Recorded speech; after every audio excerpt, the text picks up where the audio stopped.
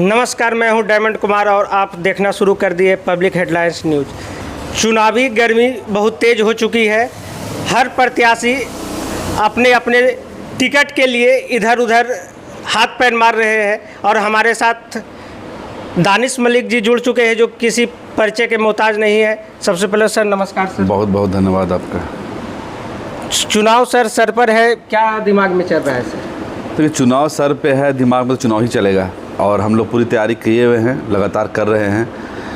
जनता मालिक है, जनता ने डिसाइड किया है, जनता ही के आशीर्वाद से और जनता ही के बोलने पे, जनता ही के मशवरे से, जनता ही के सुझाव से हम लोग ने आगे विधानसभा चुनाव लड़ने का निश्चय किया है।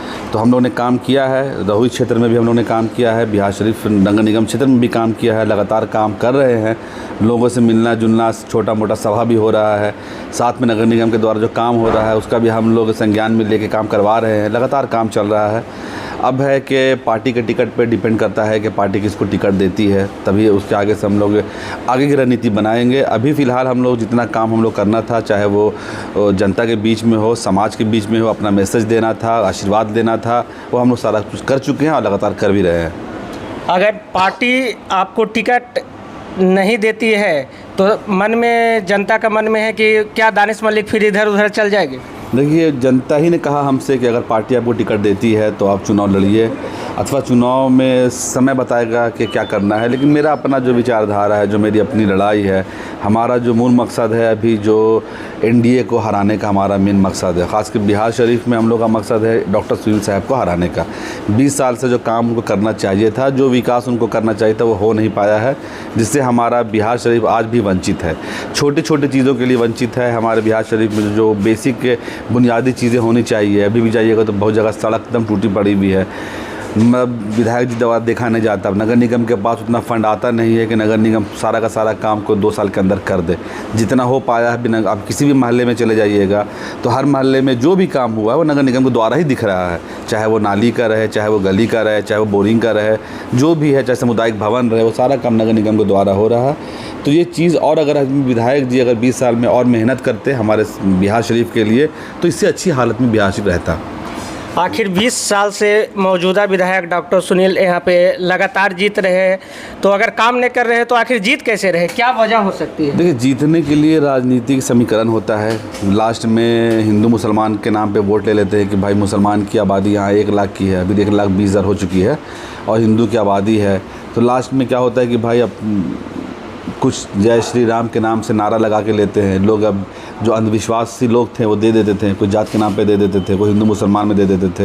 ये बहुत सारी और भी बहुत सारी वजह है कि ना चाहते हुए भी वो 2-3 बार विधायक बन चुके हैं। ठीक है, तो इस बार जनता जागरूक हो चुकी है। इस बार आरजेडी का मन बना चुका है सारे जनता ने कि आरजेडी से किसी को भी टिकट मिलता है तो पूर्ण रूप से उसको हम लोग साथ देंगे, बिना किसी वोट को बर्बाद किए हुए, बिना किसी वोट को काटे हुए, क्योंकि जनता अब समझदार हो चुकी है।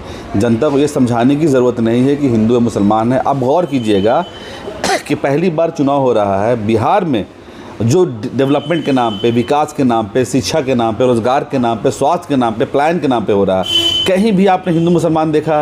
ये पहली बार, इतिहास में पहली बार चुनाव हो रहा है बिहार में खास के, कि जो विकास के नाम पे हो रहा है। 2022 से पहले लोगों को मालूम नहीं होता था क्या होता है मेयर और डिप्टी मेयर। जब से आप लोग चुनाव जीते हैं, हर बच्चा को मालूम है मेयर डिप्टी मेयर कौन है, दानिश मलिक क्या है, मतलब कैसे ये सब हो गया? देखिए, पहले जो मेयर डिप्टी मेयर हुआ करते थे, शायद आप पूछिएगा तो किसी को जानता भी नहीं था, ना उनका कोई काम जानता है। ठीक है, मैं किसी बुराई नहीं कर रहा हूँ, जो रियल फैक्ट है वो हर बच्चा जानता है।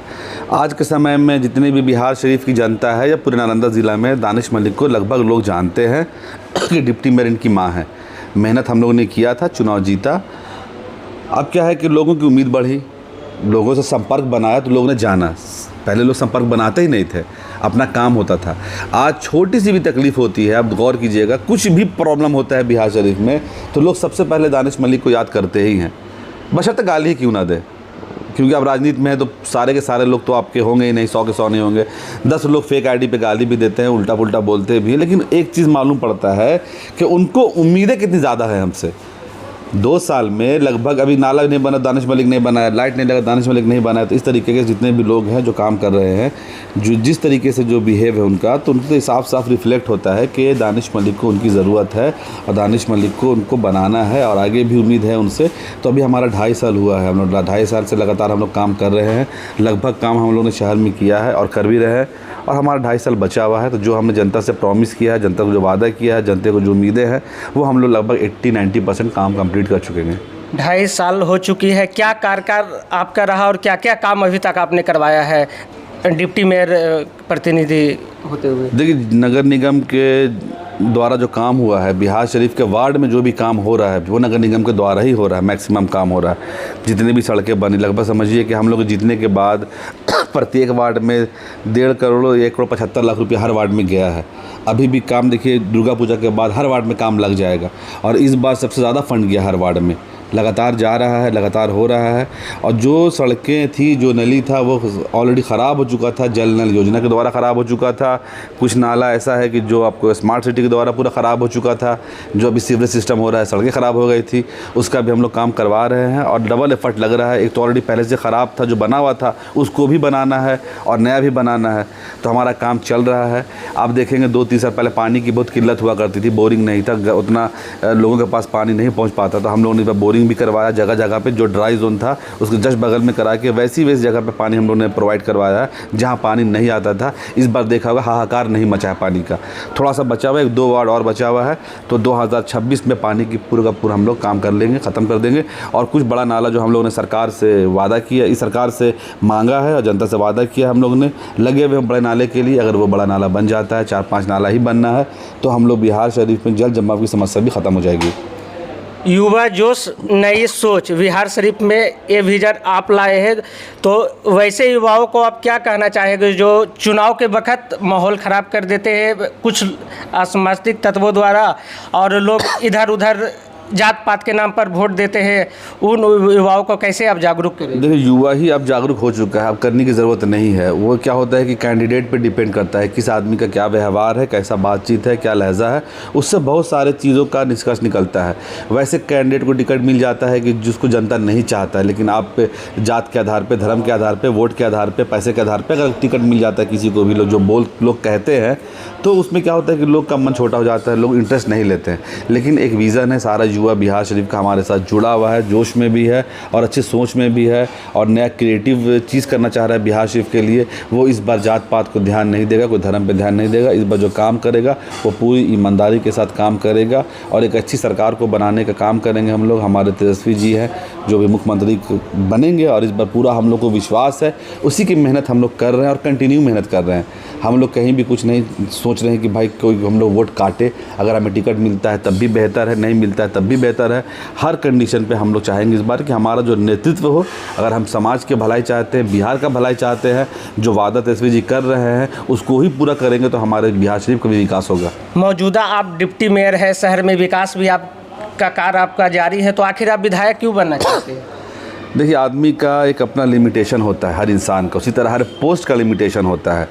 नीतीश कुमार जी ने तो चुनाव करा दिया, नगर निकाय चुनाव हुआ, सबको खुशी हुई, एक उम्मीद की किरण थी। मेयर का चुनाव, डिप्टी मेयर का चुनाव, लेकिन जो चीज़ें देनी चाहिए थी डिप्टी मेयर को पावर, वो नहीं दिया। हम लोग ने 42,000 वोट लेके आए, उतना ही वोट मेयर भी लेके आए, और पूरे बिहार का यही हालत था कि डिप्टी मेयर मेयर लगभग इक्वली वोट लाए हैं, और कहीं पे डिप्टी मेयर ही ज़्यादा वोट लाए हैं मेयर से। उतना जनता चाहता था उनको, उसके बावजूद आपने कोई पावर नहीं दिया, कि कोई अनुशंसा करना नहीं दिया डिप्टी मेयर को। वो हमारा बिहार शरीफ नगर निगम है, सब लोग वार्ड पार्षद, मेयर, डिप्टी मेयर साथ में मिलकर काम कर रहे हैं, एक अच्छा निगम का परिवार बनाए हुए हैं, तो काम हो रहा है। अगर यहाँ निगम में हमारा परिवार ना बना होता या ना डेवलपमेंट हुआ होता तो बहुत दिक्कत हो जाता है।